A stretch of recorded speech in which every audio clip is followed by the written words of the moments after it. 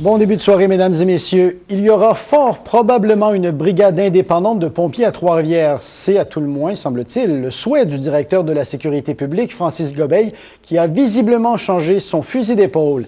Un projet de schéma de couverture de risque a été présenté hier aux conseillers municipaux. Selon nos informations, le coût pour un service des incendies serait moins élevé que les prévisions du maire Yves Lévesque.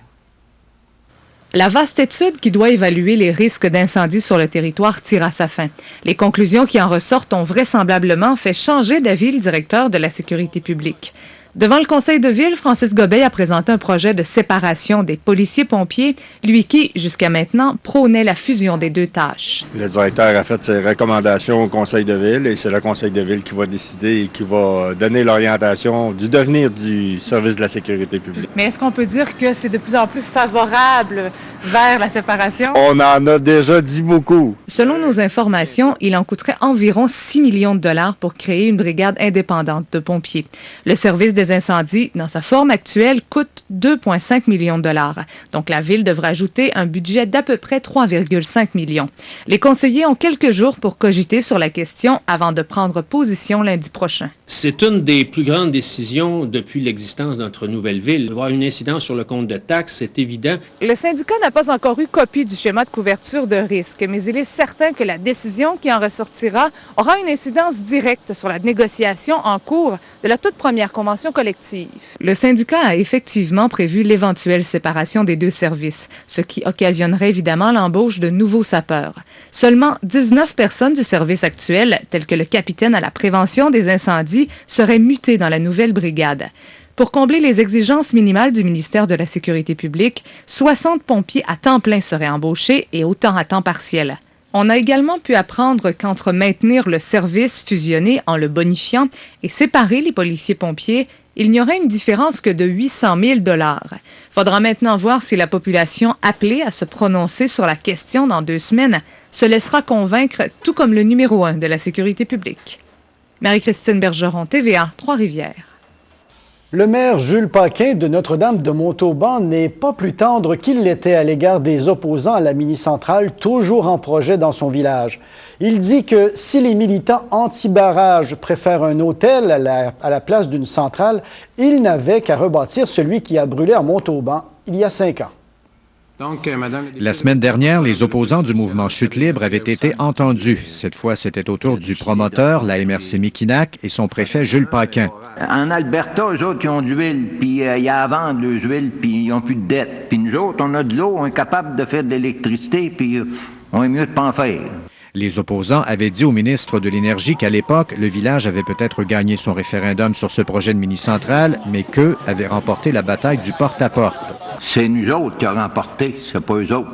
Les opposants avaient aussi dit au ministre qu'au lieu d'un barrage, c'est un hôtel qu'il faudrait construire à Montauban pour attirer les touristes. Or, un hôtel à Montauban, il y en avait justement un autrefois. Nous autres, l'hôtel qu'on avait était au Lac-Georges, par rapport au feu. Puis il n'y a pas personne qui a décidé de reconstruire. Fait que moi, là, quand on me dit ça, ça me passe par une oreille puis ça sort par l'autre. Pour Montauban, ce barrage est nécessaire, ne serait-ce qu'il permettra de générer de l'argent pour restaurer le réseau d'égouts du village et ainsi soulager un peu la rivière de la pollution qu'elle absorbe. La MRC estime qu'il faut au moins donner la chance à une région pauvre comme Mikinak d'avoir un outil qui, comme un barrage, génère des retombées. Quant aux 10 000 touristes qui viendraient annuellement, selon les opposants, admirer la chute du Neuf, le maire a de grosses réserves. Il en passe peut-être 5 000 durant l'année, mais 10 000, là, ils ont mis un pache à beurrer. En tout cas. Louis Cloutier, TVA Trois-Rivières. Hydro-Québec porte plainte contre la station TVHM qui a dévoilé le nombre d'agents de sécurité maintenant en poste à la centrale nucléaire Gentilly 2. La porte-parole de la Société d'État indique que la publication de cette nouvelle a été signalée à la Commission canadienne de sûreté nucléaire parce qu'il s'agit d'une information protégée. Plus tôt dans la journée, TVHM avait révélé que depuis les événements du 11 septembre, l'effectif de la centrale avait considérablement augmenté. On a par ailleurs appris qu'un candidat à un poste d'agent de sécurité à Gentilly 2 a porté plainte à la Commission de sûreté nucléaire. Il dénonce la façon dont est conduit le processus de sélection et les conséquences pour la sécurité du site. Hydro-Québec précise que des modifications ont été apportées au mode de sélection, mais avant que cette plainte ne soit déposée et à la demande de la Commission de la Sûreté nucléaire. Le groupe de 650 hommes de métier et celui du personnel administratif de l'usine Kruger Trois-Rivières ratifient par une forte majorité l'entente de principe conclue il y a 2 semaines. La proportion a été de 82 % dans le premier cas et de 96 % dans le second. Les 440 papetiers et leurs collègues de la sécurité interne ont quant à eux commencé à se prononcer hier. Le résultat de leur vote sera connu jeudi. On sait que le syndicat du papier a recommandé à ses membres de Kruger d'accepter la proposition. Voici une histoire de trottoir assez particulière. À Trois-Rivières, la commission scolaire Chemin du Roi a dû fournir le transport par autobus à des élèves de l'école Saint-François d'Assise parce que le trottoir n'est pas déneigé. En fait, il en coûterait environ 500 $ par année pour déneiger une section du trottoir de la rue Whitehead pour rendre la circulation sécuritaire aux enfants. La conseillère Sylvie Tardif a tenté sans succès de faire changer la décision de la Ville de ne plus déneiger de nouveaux trottoirs. Et j'ai eu des réponses négatives à chaque instance. Dans le fond, la raison qui est amenée, c'est qu'aucun autre trottoir dans aucun district ne sera déneigé pour la prochaine hiver. C'est le conseil qui m'a donné le mandat, c'est qu'on n'ouvre aucun nouveau trottoir cette année. Alors, on a des demandes, mais la réponse en général, c'est dans le moment présent, c'est non.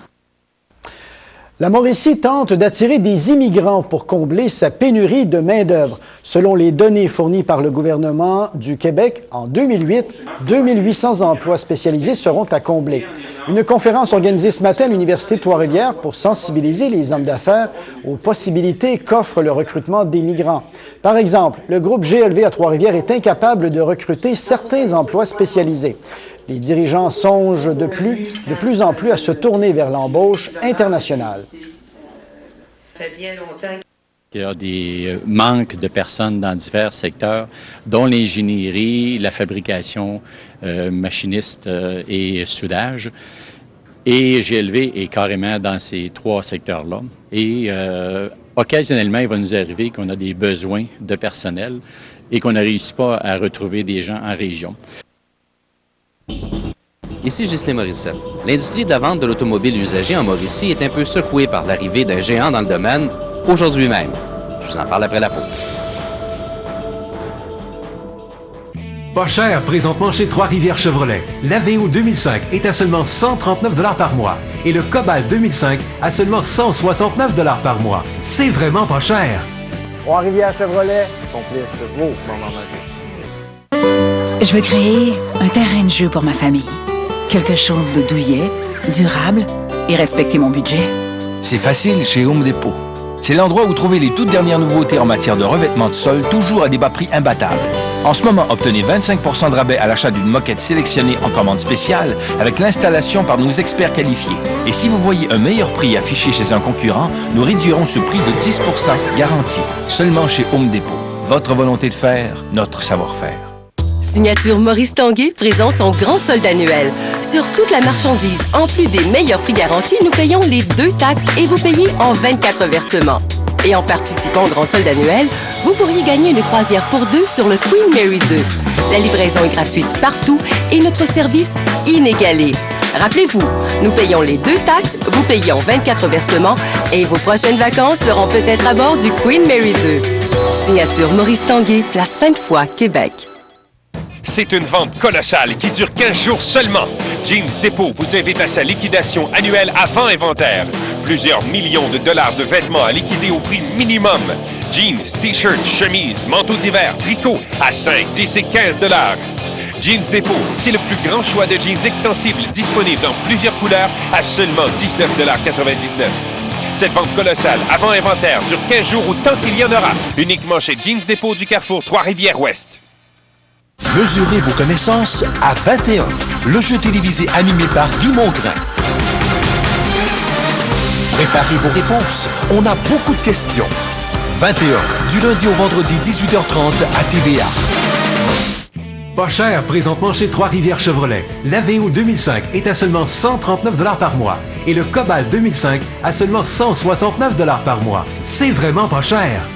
Trois-Rivières Chevrolet, complice vos moments magiques.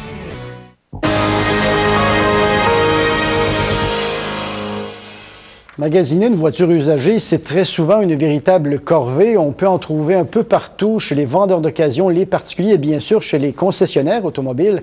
Depuis ce matin, un nouveau joueur a fait son apparition à Trois-Rivières et vient un peu chambouler les habitudes des commerçants en place. Encamp Direct H. Grégoire, c'est un géant qui souhaite écouler 300 véhicules par mois.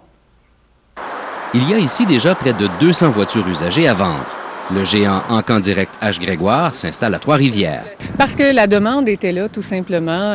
On avait déjà une bonne partie de notre clientèle qui provenait de la région de la Mauricie. Alors, l'opportunité s'est présentée et on a décidé de mieux répondre justement à la clientèle de la Mauricie. L'arrivée de ce joueur hors catégorie offrant un peu plus de 4000 voitures modifie les règles du jeu du marché. Les véhicules arrivent à plein camion et 50 personnes travaillent déjà ici. Les concessionnaires automobiles ont réagi et se sont regroupés pour résister à l'envahisseur. C'est vraiment une occasion pour nous autres de montrer qu'on a exactement les premiers choix au niveau des voitures d'occasion. C'est nous autres qui avons la crème des voitures d'occasion. Ça, c'est des retours de location qui proviennent directement des manufacturiers. Ces dernières années, les voitures de location ont été très populaires auprès des consommateurs. Alors, il reste une bonne flotte de véhicules et nous, c'est notre spécialité. La vente de voitures usagées est une industrie qui roule à plein régime. Mais l'arrivée d'un géant pourrait placer sur la voie d'évitement quelques indépendants. Ceux dont le commerce tourne au ralenti devront surveiller. Non, je dirais pas que ça fait peur. Je dirais que c'est sûr que c'est quelque chose de gros, mais je pense qu'on est bien préparé pour ça. C'est surtout les pratiques commerciales douteuses. On sait que ces gens-là sont en mire de la loi de protection du consommateur actuellement. Alors, les concessionnaires voient ça comme une opportunité pour vraiment se positionner au niveau de la voiture d'occasion dans la Mauricie. Pas de crainte, mais dès la première journée, il y avait bien des curieux ici et près d'une dizaine de véhicules ont déjà été vendus. Ghislain Morissette, TVA, Trois-Rivières. Les parents de Batiscan sont assez tenaces et font tout pour empêcher le transfert de plusieurs élèves dans des écoles environnantes. Un groupe de parents tient actuellement une vigile devant l'école Sainte-Marie à Batiscan. On y rejoint par téléphone Annick Bousquet. Annick, est-ce que les parents ont répondu en grand nombre? Oui, les parents et les enfants aussi. Il y a ici entre 100 et 130 personnes, bougies à la main, donc des parents, des enfants qui sont venus pour, en quelque sorte, appuyer cette cause-là, dire nous voulons garder notre école entière ici à Batiscan. J'ai parlé un petit peu plus tôt avec Nancy Gauthier, qui est responsable du comité de sauvegarde de l'école Sainte-Marie ici à Batiscan.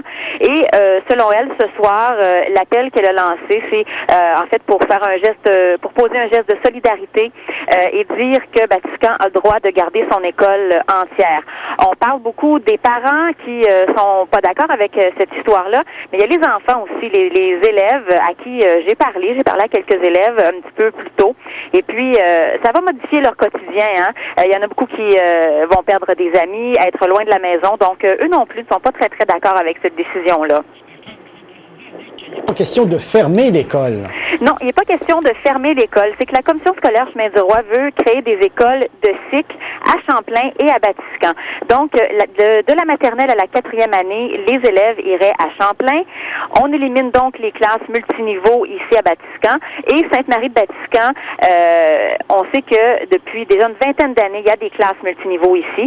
Et ce qu'on ferait, c'est que le surplus d'élèves à Champlain, on veut qu'il soit dirigé vers Batiscan et non le contraire. Donc, ne pas envoyer des élèves de maternelle à 4e année à Champlain pour ensuite les faire revenir à Batiscan pour leur 5e année. Est-ce qu'on sait si d'autres moyens sont prévus là, pour faire pression sur la commission scolaire? Jusqu'à maintenant, non. Il y a ce soir, l'événement de ce soir qui se déroule d'ailleurs jusqu'à 19h30, la vigile en face de l'école Sainte-Marie.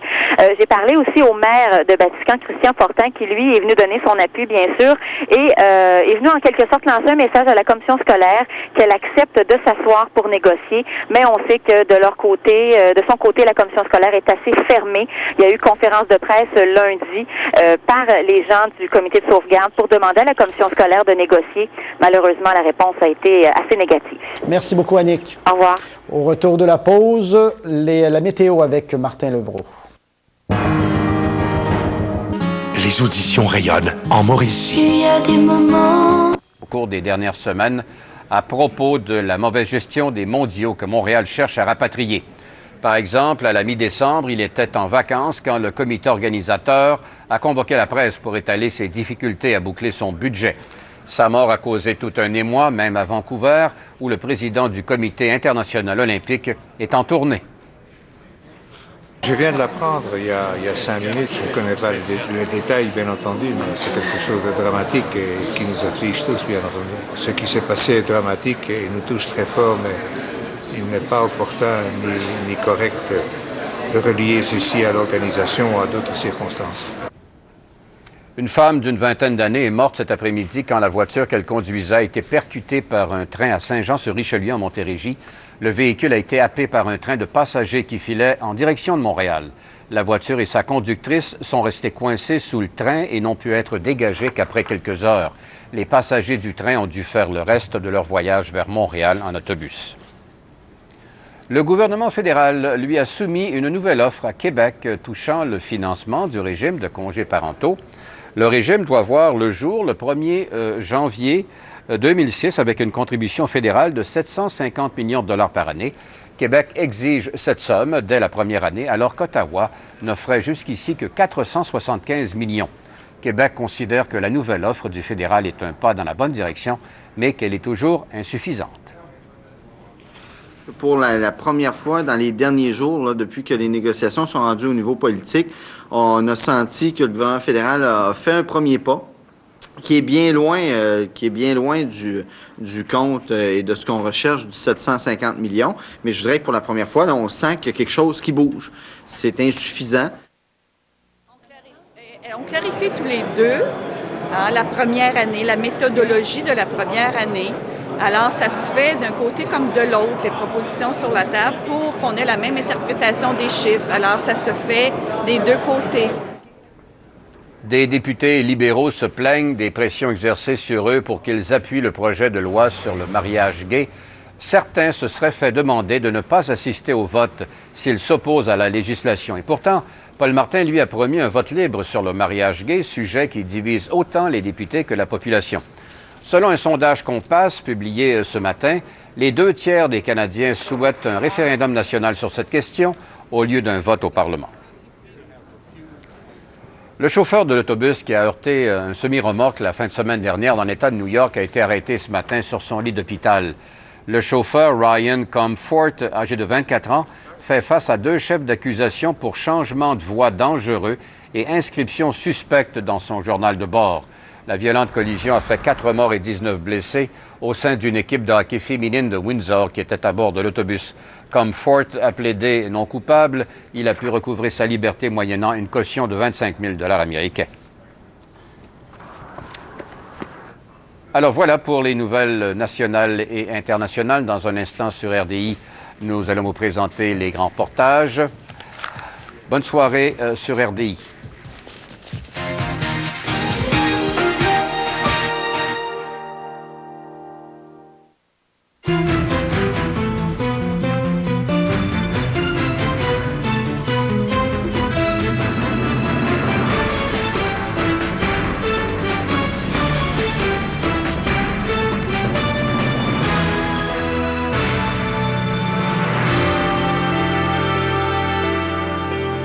Bienvenue à Grand Reportage. Chaque année, le 2 février, les caméras de télévision sont braquées sur la marmotte qui manifeste cette journée-là un don bien particulier, celui de prédire la fin de l'hiver. Si nous avons plutôt tendance à nous moquer de ce genre de prédictions, les organisateurs de cet événement folklorique annuel, eux, les prennent très au sérieux, tout comme d'ailleurs les scientifiques. Savez-vous que cette championne de l'hibernation, période durant laquelle toutes ses fonctions vitales tournent au ralenti, a inspiré la mise au point du premier simulateur cardiaque? Comme vous allez le voir dans ce reportage un peu humoristique, la marmotte ne prédit pas seulement la météo.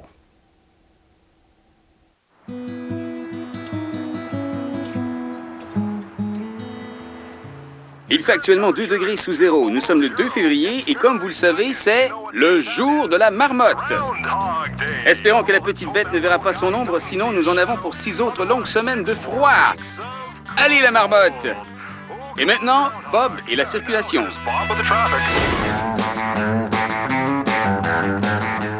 De tous les animaux de la planète, pourquoi l'humble marmotte est-elle seule à avoir un jour en son honneur? Nous allons fouiller et explorer l'énigme du jour de la marmotte.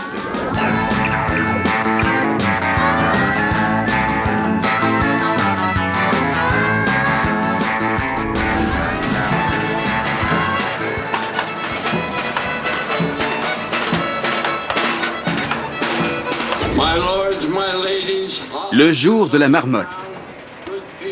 Du Grand Nord aux régions les plus méridionales, pour des milliers de personnes, ce jour est très important.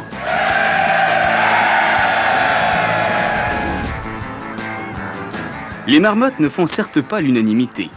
Elles peuvent causer bien des dégâts. Demandez à un agriculteur ce qu'il pense des marmottes et il est fort probable qu'il émaille sa réponse de quelques jurons. Elles bouffent les légumes, creusent des trous, s'immiscent dans les sacs de grains. Leur espièglerie est sans borne.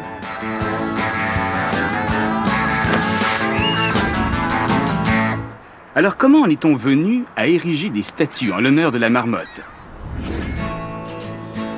Tout a commencé par la météo. Le 2 février, le jour de la marmotte, ou jour de la chandeleur, comme on l'appelait il y a plusieurs siècles, est à peu près à mi-chemin entre le solstice d'hiver, le 21 décembre, et l'équinoxe de printemps, le 21 mars. Selon la légende, ce jour-là, la marmotte, aussi régulière qu'une horloge, sort de son terrier. Si elle aperçoit son ombre, l'hiver durera encore 6 semaines. Mais si elle ne voit pas son ombre, bonne nouvelle, le printemps ne va pas tarder. Comme le dit le vieil adage, si le jour de la marmotte est ensoleillé et clair, il y aura 6 autres semaines d'hiver.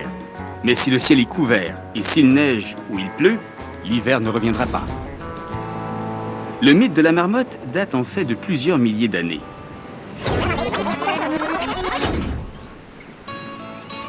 La légende découle d'un rituel païen célébrant le retour du soleil tous les printemps. Au jour de la chandeleur en Europe, on comptait sur la sortie des hérissons et des blaireaux pour prévoir le temps. Mais les pionniers qui se sont établis en Amérique du Nord ont adopté la marmotte, qui s'est avérée la meilleure prévisionniste.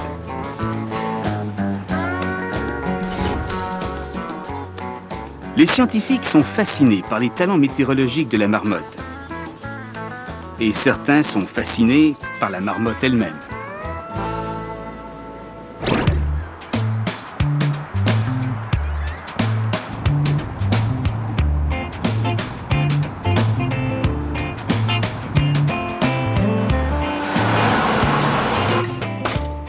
Kevin Ryan est un fiscaliste de Louisville, dans le Kentucky. Il prépare sa fête annuelle du jour de la marmotte qui attire des centaines de loyaux partisans.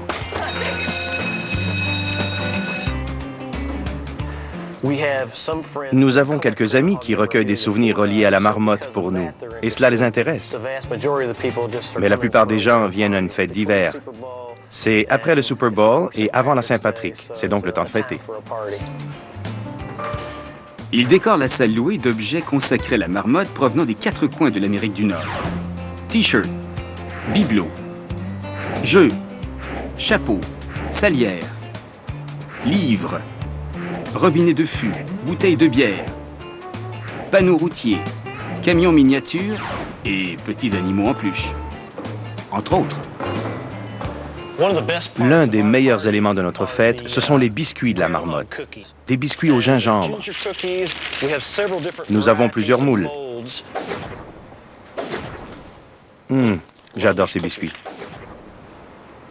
Sa collection de bibelots est unique.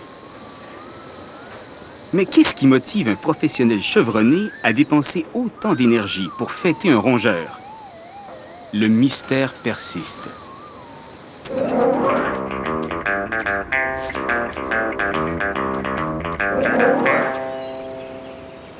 On fête la marmotte dans plusieurs villes en Amérique du Nord.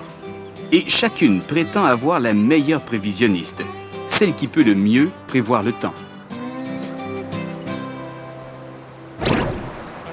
À Atlanta, dans l'État de la Géorgie, la plus méridionale de ses compétitrices, vit dans une ferme d'élevage de gibier, le Yellow River Game Ranch. C'est un mâle qu'on appelle General Beauregard Lee. General Lee Beauregard. Ah oui, c'est notre météorologue pronosticien ici dans le sud. Cette marmotte vedette est entretenue par le colonel Art Rilling. Nous lui avons construit une cabane et au fil des années, nous avons ajouté divers éléments. Il a une girouette, une antenne parabolique et d'autres outils. On lui a fourni un cadran solaire. tous les attributs. Quand on ne travaille qu'un jour par année, il faut s'occuper le reste de l'année. Cette marmotte, titulaire de 2 doctorats honorifiques des universités de la Géorgie, mène une vie de pacha. Mais quand le 2 février arrive, elle donne tout un spectacle.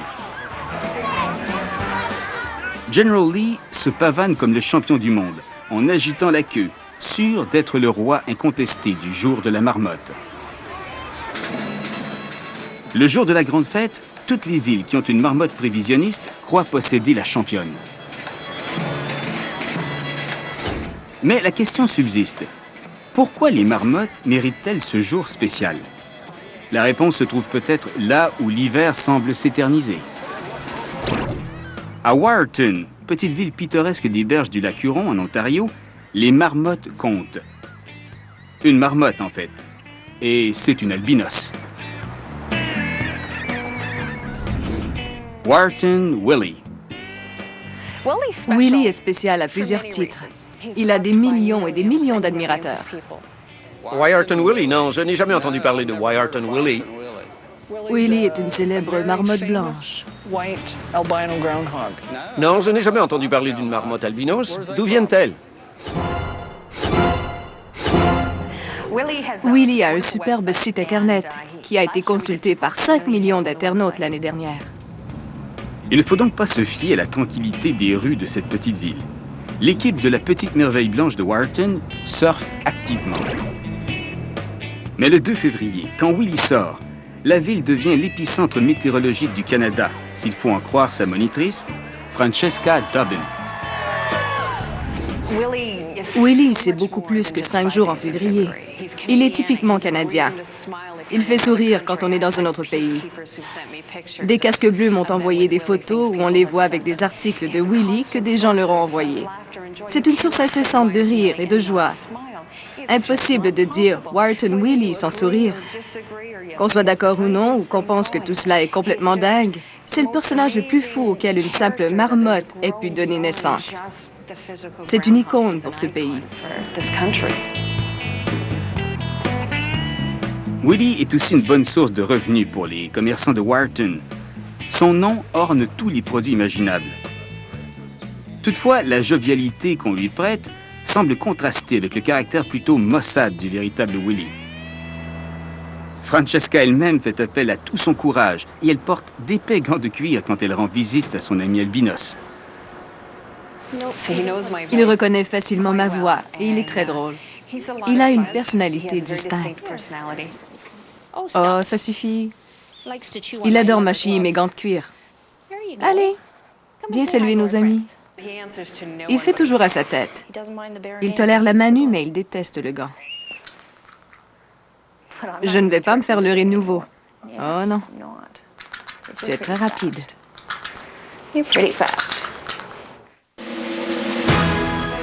Les espèces comme la marmotte qui prospèrent là où les humains s'établissent sont assez futées et audacieuses pour profiter d'une source alimentaire très accessible.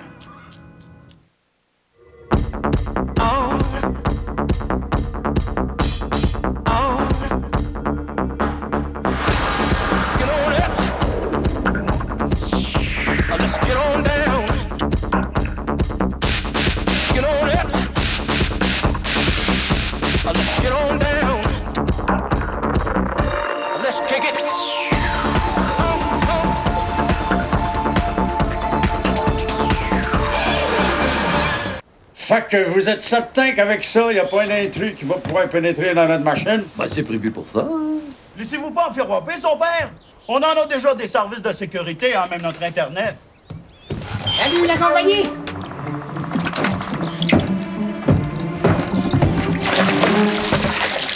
Apparemment, il y en a un qui est prêt pour le... avait été hospitalisé. Aujourd'hui, les nouvelles sont quand même meilleures, mais j'imagine qu'hier soir, ça a dû vous faire un petit pincement là, lorsque vous avez entendu ça. Oui, je dois vous dire que certains me disaient aujourd'hui, je pense que les médias ont paniqué. Ben moi, je leur fais pas le reproche parce que moi aussi, vous savez, connaissant comment il est fragilisé quand même, et ayant eu l'expérience dans ma vie comme bien d'autres, hein, que quand quelqu'un est fragilisé, il suffit d'une pneumonie, il suffit d'une grippe maligne pour que ça aggrave la fragilité. Alors, j'étais porté à me dire, oh mon Dieu, c'est possible que ça arrive. Hein. Si bien que je n'ai pas hésité à plier bagages et à m'emmener ici à Montréal.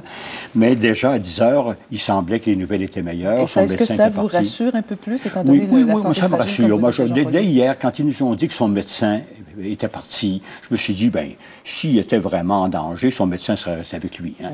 Et puis, il est robuste, cet homme-là. Il est fort, cet homme-là, physiquement. C'est incroyable. Il n'est pourtant pas très grand. Ça peut vous étonner, mais c'est vrai qu'on juge mal de ma taille, moi, là, mais il n'est pas plus grand que moi. Mais il est costaud. Hein. Si bien que les portraitistes puis les photographes nous l'ont tellement montré comme un homme puissant, fort, qu'on s'imagine que c'est un géant, alors qu'il n'est pas si grand que ça. Mais on garde quand même cette image. Ah, c'est bien sûr, puis elle est fondée, d'ailleurs. Oui. On a l'impression que les informations qui émanent du Vatican sur l'état de santé du Saint-Père arrivent un peu au compte-gouttes. Est-ce qu'il y a une forme de mur de protection ou de réserve de la part du Vatican quant à l'état de santé du Saint-Père?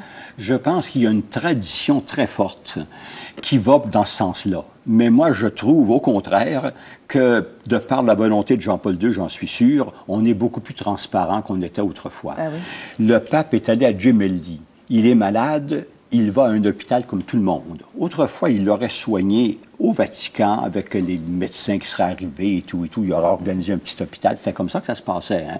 Maintenant, c'est beaucoup plus transparent.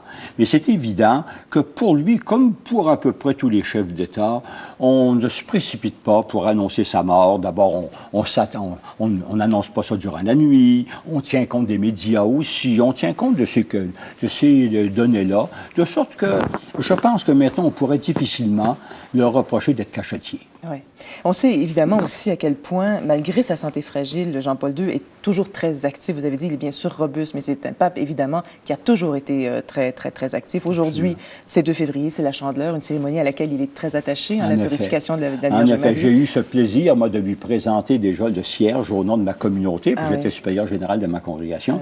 Et puis, alors, ces cierges-là, qui sont présentés par les supérieurs, sont remis après aux églises de Rome pour devenir le cierge pascal à l'occasion du Samedi Saint.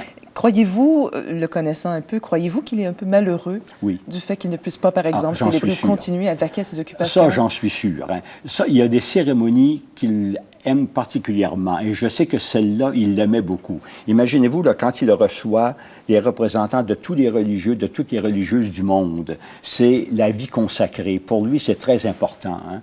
Alors, quand il ne peut pas présider ça, de même que quand il ne pourra pas présider la journée des malades, ça, le 11 février, c'est la journée des malades. Ça, je suis sûr qu'il doit se dire si je pouvais sortir pour être capable de faire au moins une présence. Parce que lui, là, c'est son ministère d'être malade aussi en même temps. Hein. Oui. Ça peut vous étonner. Bien sûr, il y a son ministère pétrinien régulier, là. Mais pour lui, il prend sa souffrance et sa maladie comme un ministère. Et il nous avait dit carrément déjà dans une entrevue, quand on mangeait avec lui, il était très inquiet du progrès du suicide assisté. Puis il disait quand même que le pape ne ferait que convaincre le monde que la vie est belle jusqu'au bout, que la souffrance peut être très dure, mais qu'il y a de la qualité là-dedans. Il nous avait dit, entre autres, ce qu'on appelle souvent mourir en dignité. Je ne sais pas si on a une bonne notion de mourir en dignité. Peut-être qu'on veut dire tout simplement, c'est comme s'il fallait mourir belle femme puis beau garçon. Là. Vous voyez un peu, là, hein? Et vous me rappelez, en fait, même les paroles de Monseigneur Turcotte, et vous parliez tout à l'heure de la transparence aussi du pape quant à son état de santé. Monseigneur Turcotte qui disait que c'est une belle leçon de vie aussi de voir cet homme souffrant, d'ailleurs, dans le mot vie, madame, dans le mot vieille et vieux, vieillesse, il y a le mot vie. Hein? Oui, ça ne faut pas oublier ça. Je pense que c'est pas un déclin, c'est une plénitude de vieillesse. Monseigneur Couture, c'est Jean-Paul II qui vous a nommé évêque. Oui. Et je vous ai entendu dire aujourd'hui que c'était pour vous comme votre père. Absolument. Absolument. Vous savez, c'est tellement surprenant quand on est nommé évêque, on ne s'attend pas à ça. Là, on est le dernier à l'apprendre. Hein. Et puis, c'est comme si le pape disait... Moi, je suis responsable de l'Église, je suis le coordonnateur hein, de tous les diocèses. Remarquez que chaque évêque est évêque de son diocèse, lui est évêque de Rome. Mais en plus de ça, il y a un rôle de coordination. Et lorsqu'il me dit, là, cette partie-là là, de l'Église, je te la confie, c'est un acte de confiance extraordinaire. C'est un grand moment. Et pour moi, quand j'ai appris ça, là, je me sentais tellement dépassé. Puis je me suis dit, je fais un acte de foi. mais c'est un acte de confiance. Hein. Alors, pour moi, c'est comme le père qui dit à son garçon, là, j'ai confiance en toi, je te confie ça. Là. Pour moi, ça parle beaucoup. Et vous l'avez bien sûr rencontré à quelques reprises. On a bien sûr parlé de sa robustesse, du fait qu'il soit actif et tout, mais de rencontrer Jean-Paul II, le chef de l'Église catholique, il y a quelque chose d'impressionnant dans ça aussi. Mais comment il est? Oui, la première fois, je vous avoue que j'étais un peu stressé. Hein. J'étais avec le cardinal Vachon, et puis... à la table, là, parce que j'ai mangé 6 fois avec lui, hein, sa table là-bas. Hein. Et cette fois-là, j'étais assez impressionné. Et le cardinal Vachon m'avait entraîné à côté de lui. Et puis là, je me trouvais presque en face, à peine de billets. Hein. Et puis, je vous avoue que j'étais un peu paniqué, là. Et puis, quand la conversation sérieuse a commencé, il a dit, entre autres choses, « J'ai lu votre rapport, vous parlez de révolution tranquille au Québec. » Pour un Polonais, révolution tranquille, bon... Ça sonne pas bien, oui. Non, hein. Alors, vous m'expliquez, qui dit, hein, alors, Monseigneur Vachon me donne un petit coup de coude, puis il dit, allez-y donc, commencez. Hein. Alors, je me suis vu tout à coup, là, à peine au bout de 5-6 minutes de conversation, à expliquer ce qu'avait été la révolution tranquille au Québec. Hein. Alors, pendant ces repas-là, il y a une partie qui est sérieuse, mais ça fait partie un peu de son protocole que quand on arrive au dessert, là, ça devient familial. Ah oui, plus détendu. Plus détendu. Et là, il raconte ses souvenirs de voyage. Et il aime beaucoup parler de ses souvenirs de la visite. Il a de l'humour aussi. Il a de l'humour. Hein? Il a beaucoup d'humour. Monseigneur Couture, parlons peut-être maintenant des choses courantes, et notamment là, le Vatican. Qu'est-ce qui advient du Vatican lorsque le pape est hospitalisé ou le pape est malade et ne peut vaquer à ses occupations? Qu'advient-il du Vatican? Moi, j'ai envie de dire que le Vatican doit, à un degré peut-être particulier, là, être évidemment sur le qui-vive. Mais à part ça, je dirais qu'il n'y a pas de différence. Hein. Je vous prends un exemple. Là. Quand M. Lucien-Bouchard a été malade, le gouvernement a fonctionné quand même. Hein. Donc, il y a au Vatican ce qu'on appelle des dicastères, ou